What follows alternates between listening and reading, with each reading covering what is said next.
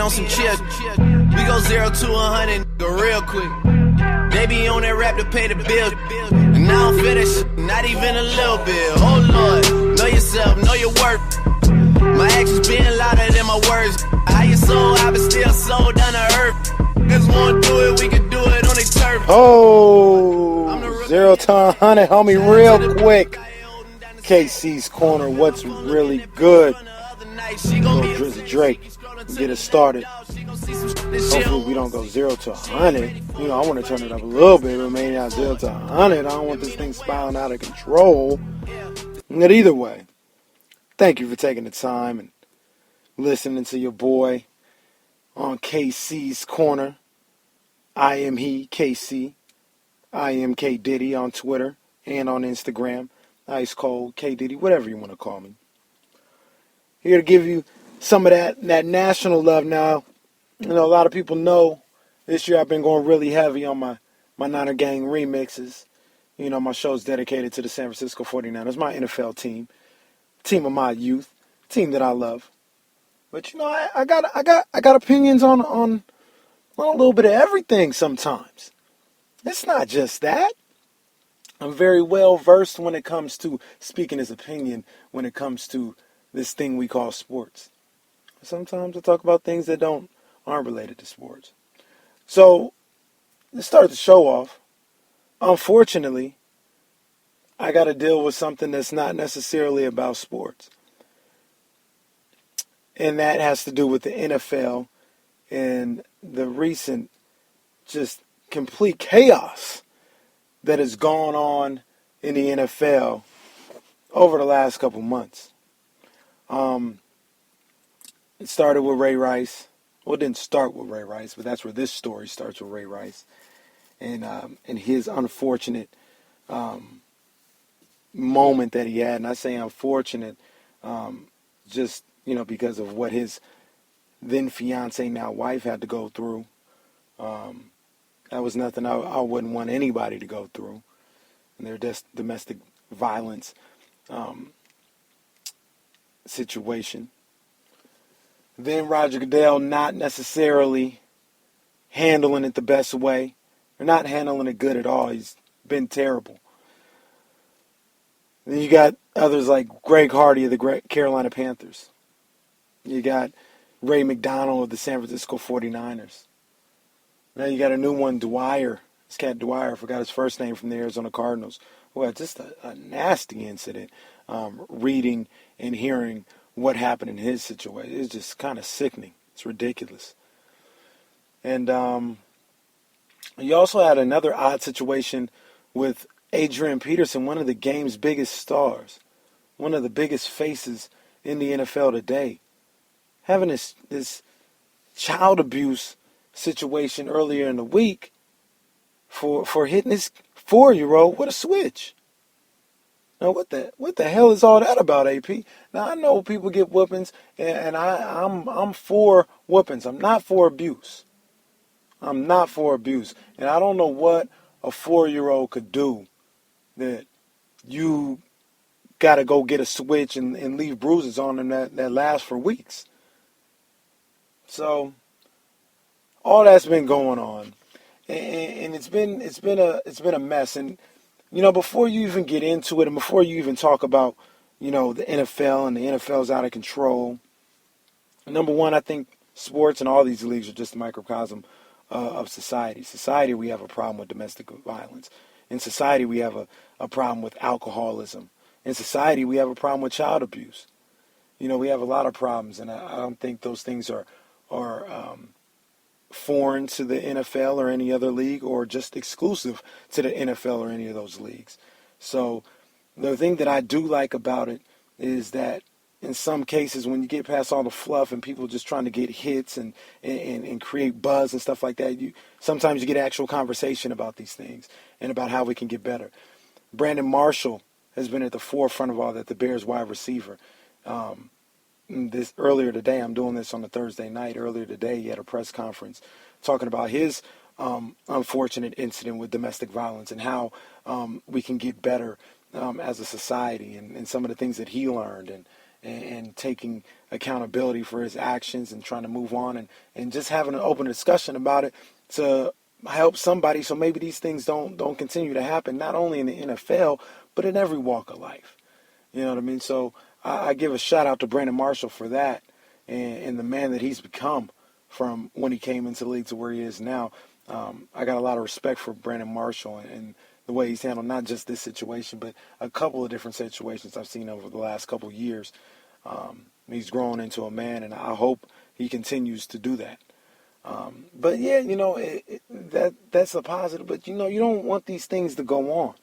As a San Francisco 49er fan, I'm dealing with the Ray McDonald situation, and while that seems to be completely different than anything that's gone on with Ray Rice or Greg Hardy, you don't know, and it does leave you feeling a little funny, to be cheering for somebody who could be, possibly guilty of domestic violence, and it's a tough situation, and it's not anything that, as sports fans, we should have to deal with.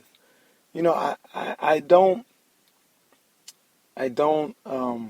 enjoy, having to worry about should I cheer for this guy or not, or having to watch it nonstop on ESPN and other news out, NFL Network and Fox Sports and all that other stuff, man. Like, I don't want to enjoy the game, man. Life is hard enough as it is, without, having to deal with all these knuckleheads in the league. And I feel sorry for, the people, the victims in their situation. And, it sucks. I mean, we gotta do better, guys. We gotta do better, both men and women. We got to do better.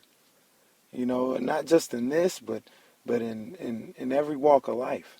You know what I mean? Let's get back to the things, that we enjoy, and let's allow them to be enjoyable. And let's get back, and that's not just football. That's just everyday life. That means communicating with another person. You know what I mean? And having good moments with them. Let's get back to that. So I don't mean to go all preachy on you. I'm going off on the deep end a little bit, but it's just, it's frustrating, man. I look at it as a societal issue that we've got to get better. But my point with all this is, with the NFL is, number one, I hate that these things have happened just because they've happened. Number two, I hate they happen because it leaves a stain on the league and points the league as if this is what NFL players are. And that's not necessarily fair. And while I'm not sitting here saying they're the only ones, I think it's a very, very small percentage of players in the NFL who have these kind of problems. I think for the most part, the majority of these guys are really good, upstanding citizens, really good guys who go to work, do their job, play their game, come home to families, come home to, themselves, whatever the case may be, and stay out of trouble. And it sucks that those guys get put into this light and get dragged into this whole situation with this whole NFL fraternity. So that sucks. The other thing that really kind of pisses me off in the whole situation is the lack of leadership in all of these cases. And it starts with the commissioner, Roger Goodell. Where are you at, Roger?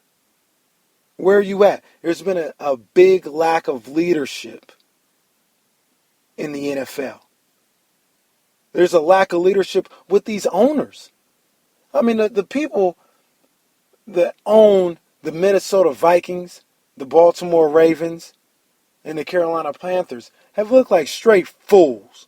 They look like some damn fools. They've activated these guys. They've caved in to pressure, and they've only really caved in to pressure when it's become a money thing, when they started losing sponsorships. You know what I'm saying? They look like some damn fools. Some damn idiots. And these guys are supposed to be leaders. They ain't no leaders, man. They're rich. That's all they are. They're rich. They ain't no leaders. I bet not one of them dudes have a leader bone in their goddamn body. Because they don't know what the hell to do in this situation. They're rich. That's all they are. And it's just frustrating. It's disappointing to see on the outside. Because, you got these people that are supposed to be leaders. And they're supposed to be able and qualified to lead situations and lead men. And they don't know what the hell to do. goddamn clueless. So, it just kind of pisses me off just watching the whole situation. You know what I mean? These guys don't know what the hell they're doing. And I didn't put Jed York in that situation because the one thing that I can say with the San Francisco 49ers is that they have been consistent with their approach from the start. Now, whether you agree with it or not, that's a whole nother situation. Me personally, if I was Jed York, I wouldn't be playing Ray McDonald, but I understand where he's coming from. What he's saying makes sense. His case is completely different than that of a Greg Hardy, than that of a Ray Rice. You know what I mean? Of that of an Adrian Peterson. It's different. And that doesn't make it better or any less serious or anything like that. But they've said based on the information they have, they've held steadfast in what their approach is going to be. They haven't let peer pressure get involved in that. And at the very least, I can respect that. You know what I mean? I can look at it and be like, well, that's what they're doing. At least like they're not trying to pull the wool over my eyes or look like damn idiots. And maybe they are. I just like this approach a little better than what the Vikings or Panthers owner was doing. But, you know, it's just all a joke, man. It's just a lack of leadership. And it's just disgusting to watch. NFL, NBA, MLB, all you guys. Society, do better. Let's all do better. All right? I didn't come here to preach about society and the NFL and all that other stuff. That's not what this show is about here today. I came to talk about the games on the field, and let's enjoy talking about the games on the field, and that's what I'm going to do. So I'm going to start with the NFL in week 2 and some of the things we saw in week 2. And first of all, one of the things we saw is something that I wish I didn't see. Kind of pissed me off for about 12 hours or so. And that's the San Francisco 49ers collapsing against the Chicago Bears last Sunday night in a brand new, beautiful opening of the beautiful Taj Mahal of football, Levi Stadium. It was pathetic. Like I was saying on my Twitter account and all my other friends and everybody I was talking to, the Niners should have had about 31 points at the half. I mean, that's a 31-3 game at the half. They should have been killing the Bears. They dominated for 3 quarters, and then they choked the game away. They choked the game away, whether it was with penalties, whether it was with turnovers, whether it was a lack of execution. They didn't take care of business. That collapse was ridiculous. Chicago's feeling great, and Chicago's a damn good team. Brandon Marshall was doing some crazy things. Jay Cutler made some good passes in the fourth quarter. But they were no match for the 49ers for three quarters in that game. And they found a way to squeak it out. The Niners should be angry. They should be pissed off. And we'll see if that happens in week 3. As for Chicago, they're going to New York this Monday night. And they're going to try and win back-to-back national televised road games in consecutive weeks. It's very impressive if they can get that done. We'll see what Rex Ryan has lined up for him. Another big game in week 2. The Seattle Seahawks went down to San Diego, sweltering San Diego, by the way. It was hot as hell down here in Southern California. It was hot as hell. Golly. It was crazy. Seattle felt the effects of that. And Phillip Rivers just really picked them boys apart. The Seahawks defense was no match for what Phillip Rivers was bringing to the table. And number one, I want to give kudos to Phillip Rivers and his offense, and Antonio Gates, who had some big catches as well, and give them a shout out for, how do I say this, because I try not to curse on my show. I just got to say it. For not having the same bitch-assness that Aaron Rodgers had in week 1. I mean, that's just, I can't sugarcoat. You see, I tried. I can't sugarcoat it any other way. Now, Aaron Rodgers is a great NFL quarterback. He's a great NFL player. He's going to go to the Hall of Fame. He's an all-time great. But he pulled the ultimate sucker move in week 1 by just not even looking the way of Richard Sherman when he was on the field. It was embarrassing. It was embarrassing. It was a straight sucker move. And I'm glad Phillip Rivers stepped up and played football like a man, unlike what Aaron Rodgers did in week 1. Now, is that who Aaron Rodgers is every week and what he does? No. I got respect for Aaron Rodgers. I think he's a little bit overrated, but I got respect for him. I recognize what he does in the league. That was a sucker move in week 1. I'll never forget it, Aaron Rodgers. I will never forget your sucker move in week 1. And I also won't forget how you never win against these physical teams, i.e. the 49ers, i.e. the Seahawks. I'll never forget both of that. And the Giants when they were doing their thing in 2011. So people want to be, they can praise Aaron Rodgers if they want to. I'm not going to forget that sucker move he pulled in week 1. So when somebody actually treated the Seahawks like a man, like they weren't scared of him, like some sucker, Phillip Rivers had a damn good day. Antonio Gates killed Cam Chancellor, and Richard Sherman was out here looking on those World Star Hip Hop Vine comps, looking like a damn fool trying to guard Keenan Allen. All right, well, I talk to my boy about this all the time. People need to quit acting. I don't know. The only team that never acts scared of the 49ers besides the way that the Chargers played the other day is the 49ers. Everybody else be acting like some straight suckers, man, and I don't understand it. You know what I mean? The 49ers are the only ones that look at them like, yo, you're not as good as us. We're going to beat you. We're going to smack you just the way you think you can smack everybody else. All right? Now, they played it even pretty much all the time. That's why it's such a great rivalry. But everybody else would be acting like some straight suckers, i.e. Aaron Rodgers and the Green Bay Packers. Oh, and what's the boy's name? Coon, who said, we're going to go into Seattle and we're going to win week 1. And if we play the 49ers again, we're going to beat them. Man, shut the hell up. You ain't beating nobody. All right? You ain't beating nobody. You guys are soft as wet toilet paper tissue for all I'm concerned. All right? I don't want to hear nothing from the Packers no time soon. Point blank, period. So anyway, I didn't mean to have that the Packers suckiness take away from what the Chargers did in San Diego this weekend. They did a great job beating up on Richard Sherman and the boys. I totally enjoyed that. Could have enjoyed it more if the Niners would have handled business. But anyway, the other thing that I got to say is the Carolina Panthers had another big win this year. They're 2-0 on the season. They beat Detroit at home and smacked them around. And I got to give a shout out to Carolina. I was one that said they would fall off and they wouldn't be any good. It may still happen, but they've looked very impressive in the first 2 weeks. So I got to eat a little crow on that one. Give a shout out to Cam Newton. Give a shout out to that Carolina Panthers defense because they're doing a great job. The other thing, the big game Monday night, Eagles versus Colts. The Colts got screwed on a couple of different plays towards the end of the game. And the Eagles, once again, with a second half comeback, eke out another win. I'm not totally buying them at 2-0. Their schedule isn't hard, so the record may look nice. But if I'm San Francisco, if I'm Seattle, I'm not afraid of playing Philadelphia anytime, anywhere. And we'll be able to see that pretty soon because next week the Niners and the Eagles play in San Francisco. So that's going to be a good game. Looking forward to the week. And the way I do this is I like to start with college first. I like to start on Saturdays and talk about a little college and what I see coming on this week. As I speak, big game just came on Thursday. Auburn, number 5 Auburn at number 20 Kansas State. Auburn squeaks out a win, a very hard-fought, good win for the Auburn Tigers. As Kansas State had the game in their grasp, they turned the ball over 3 times. They missed 3 field goals, ended up losing by 6. So that's a tough loss for Kansas State. Good win for Auburn. That's going to look good on the resume. Kansas State is a pretty good team, so that'll be solid. Some of the big games coming up this week. Florida at Alabama. Number 3 Alabama, to be specific. This is going to be a good one. This could be an interesting game.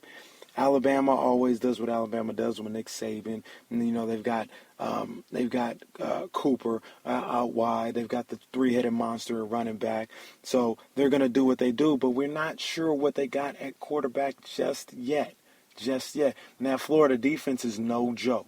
So if Muschamp can put together a scheme on the defensive end and Driscoll can do something on the offensive end, you may be looking at an upset special.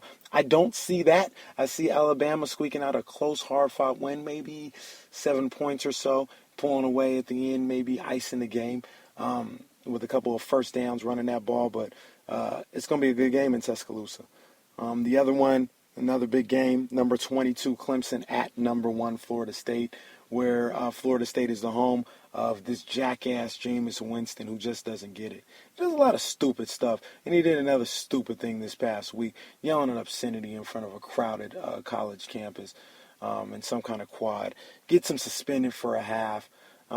Between that, the sexual assault accusations, the crab legs, stealing a drink from a Burger King. This kid just needs to grow up, man. He just needs to grow up. And when he talks, he sounds, not that he sounds dumb, but he's like we sitting up here and having a press conference talking about how sorry he is, and all of a sudden he turns it into a pep rally for what Florida State is going to do on Saturday. No, you need to be apologizing and getting the hell off the stage.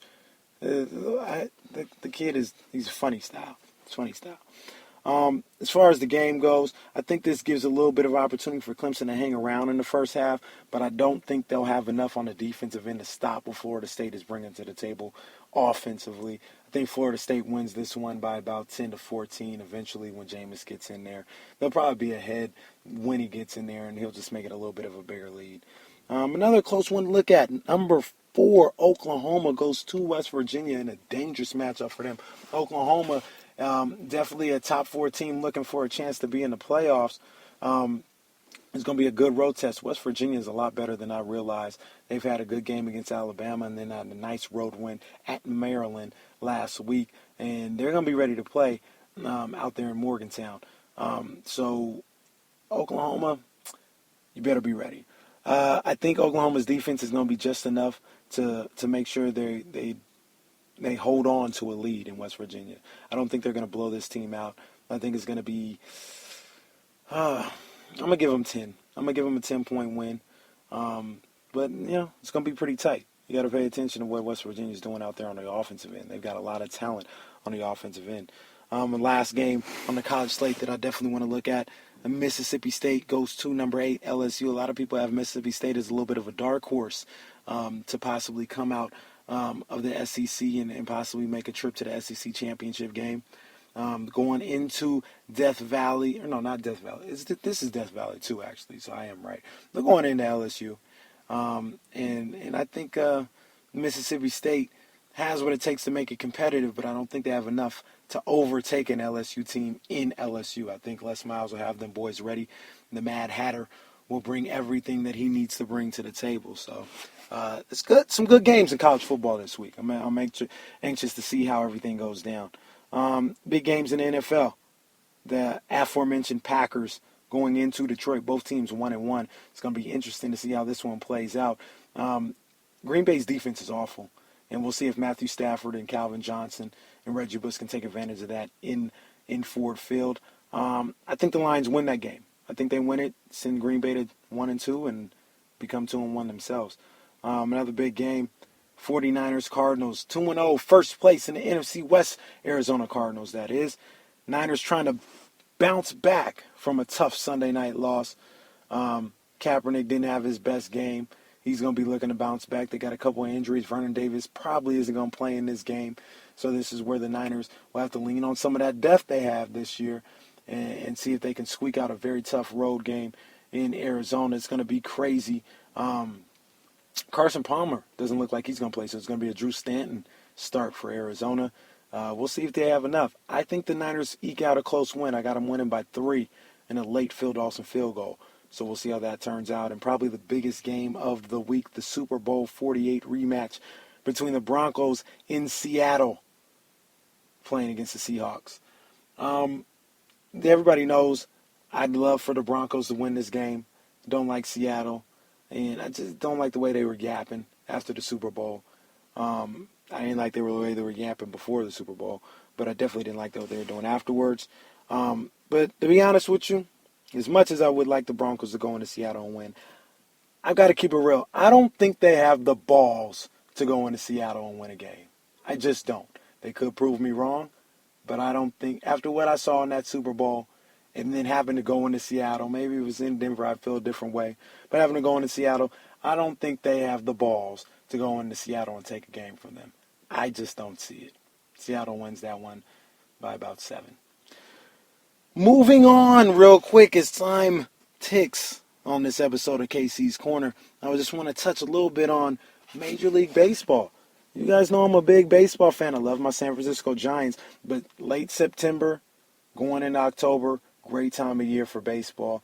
I love it all throughout the year, but this time is just it's unparalleled. Like, there's nothing like a pennant race in playoff baseball, and we've got some pennant races. We got the Kansas City Royals trying to make it back to the postseason for the first time in almost 30 years. They come into a huge weekend series against the Detroit Tigers in second place, a half game behind Detroit. The series is going to be in Kansas City. That's going to be a scene this weekend in Kansas City. I can't wait to see that one. I think Kansas City ends up winning 2 out of 3, and I think they're going to leave the weekend a half game up going into the final week of the season. That's going to be a story. On the flip side, the Oakland A's, who at one point were the best team in baseball by far, completely collapsing. Completely collapsing. They already lost their lead in the AL West. They lost the division. The Angels have won the division. They were a wild card. Now they got swept by Texas at home this week, and they're going into the weekend only a game up on the Seattle Mariners for the second wild card spot. They might not make the playoffs at all. Oakland does have a soft schedule. They got Philadelphia coming in for 3. They've got, who's the other team they've got? Damn it, I can't remember. I can't remember who it is in the middle of the week, and then they close out the season with Texas. So the schedule is not hard, but it didn't matter. This Texas series wasn't supposed to be hard, and they got swept. They're absolutely collapsing. And when you talk about pennant races, you got to talk about what's going on in the NL West with my San Francisco Giants trying to track down the 2 pitcher having Los Angeles Dodgers, because that's all they have. They have Kershaw and Greinke, and that's it. And they're trying to struggle all the way to the finish line and take this NL West, and they need it big time because they need to have a rotation set up going into the playoffs. They don't need to deal with no one-game playoff.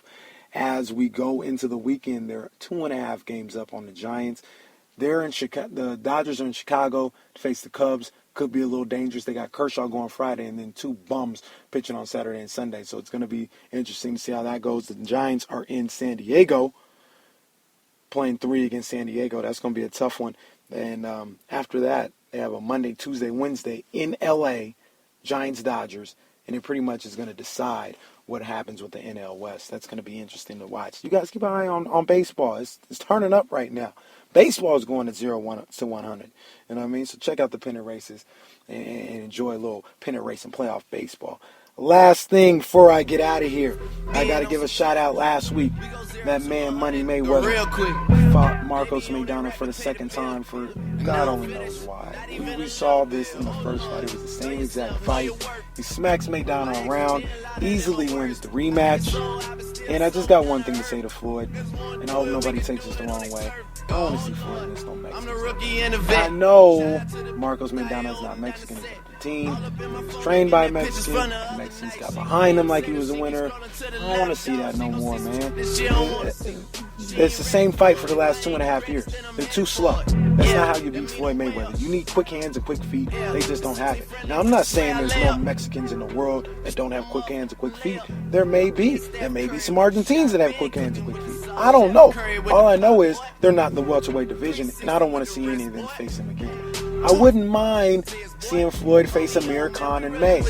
Amir Khan has the hand speed, he has the foot speed to be able to go with a Floyd Mayweather. I don't know if he has the chin, and I don't know if he has the same exact hand speed that Floyd has. And that may be his downfall in that fight. If it happens, but I'd love to see it. I just don't want to see no slow-footed, slow-hand, all-out, stupid-ass boxers. You know what I mean? Who don't even value defense.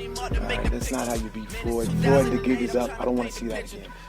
I'm running out of time. I appreciate you guys taking the time to listen to your boy, enjoying KC's Corner. I'm trying to be here every week for you guys. Check out the Niner Gang remix that comes on Tuesdays. Peep that on my Twitter, at IMKDiddy on Twitter and on Instagram. I appreciate you again listening to me. Y'all be good. Peace. They like, go for us, run for us, go for us. Yeah, I mean, you already wrote for us. Damn, go what's one more quote for us? Oh,